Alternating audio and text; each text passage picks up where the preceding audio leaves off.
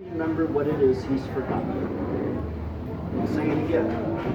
Jerusalem's a place where everyone remembers he's forgotten something, but he doesn't remember what it is he's forgotten.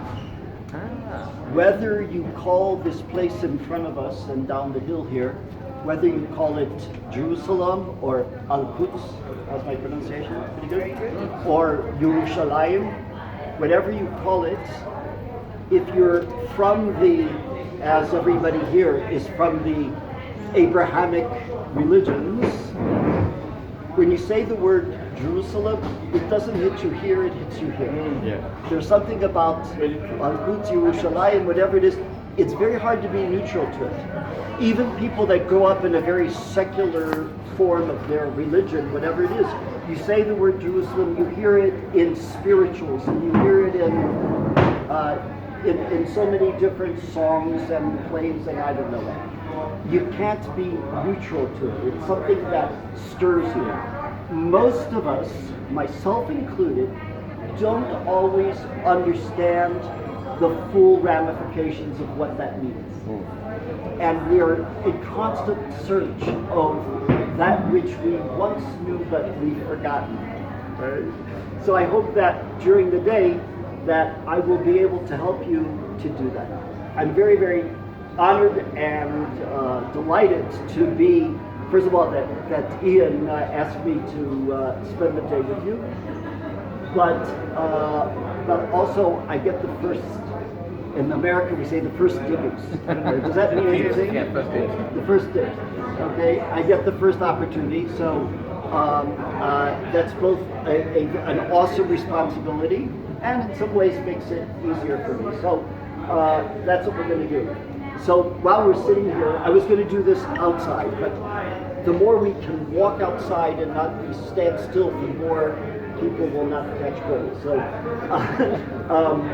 I'm already going to tell you the summary of what we did today, okay, or what we're going to do.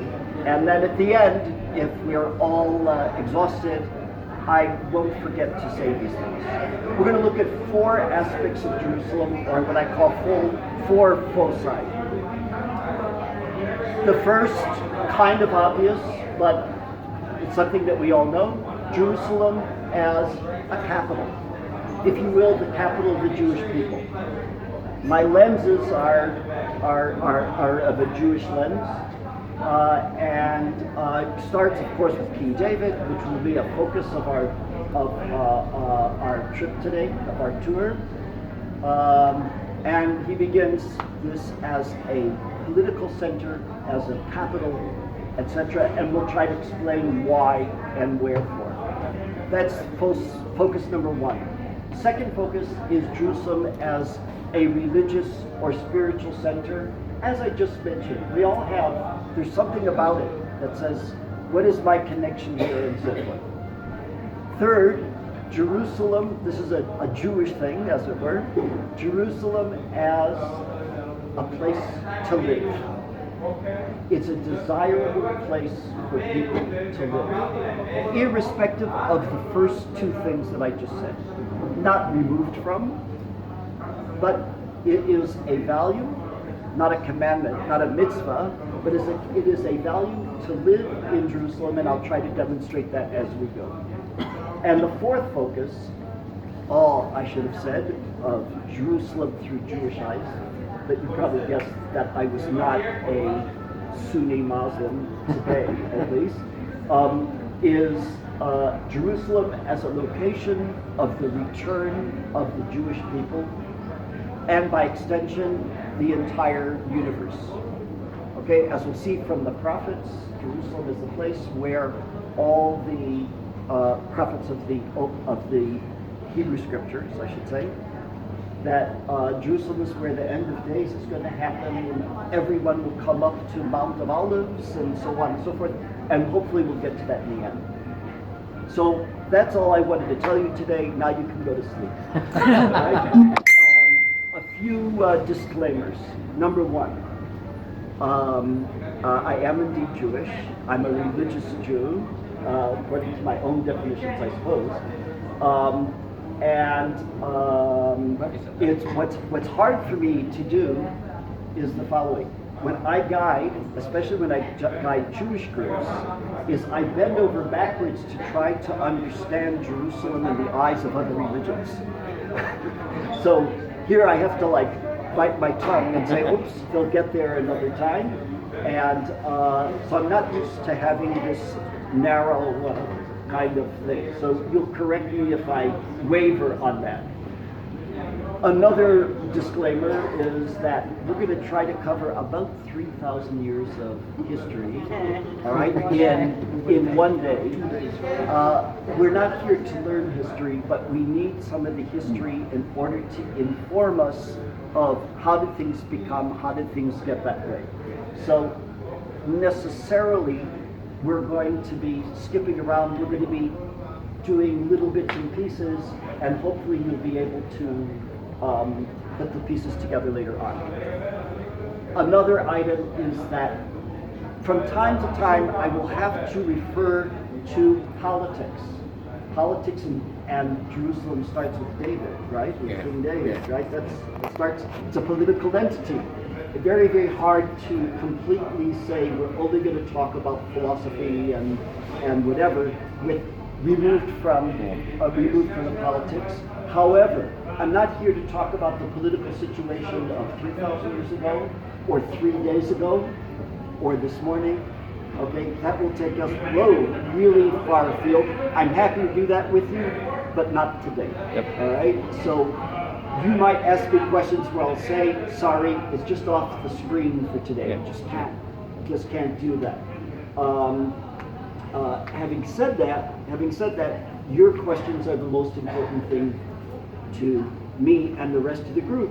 As long as we don't go into too many minutiae that will bring us far afield.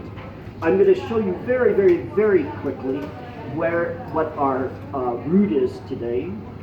And I've got almost the most important thing. And I realize this is a small map. It's something that you can get from the desk. But if you can all see the old city outlined here. Yep. Okay, I highlighted here. That's the old city walls, which we'll probably talk about, is new to Jerusalem. It's only 500 years old, all right? For a 3,000-year-old city that was, okay, that's new. We're over here. This is the King's Hotel. You can see that depending on the size of the map, we're really not very far, okay? We're going to first come down this way towards an area which is in the modern period. When I say modern period, I mean 1860. Yep. Okay, just yesterday. Make our way by the Zion Gate, which I did not show here, but on Mount Zion, to the Tomb of David, Tomb of King David. Make our way down to the City of David, and then up to inside the old city. It's so minute here, it's too difficult to point out.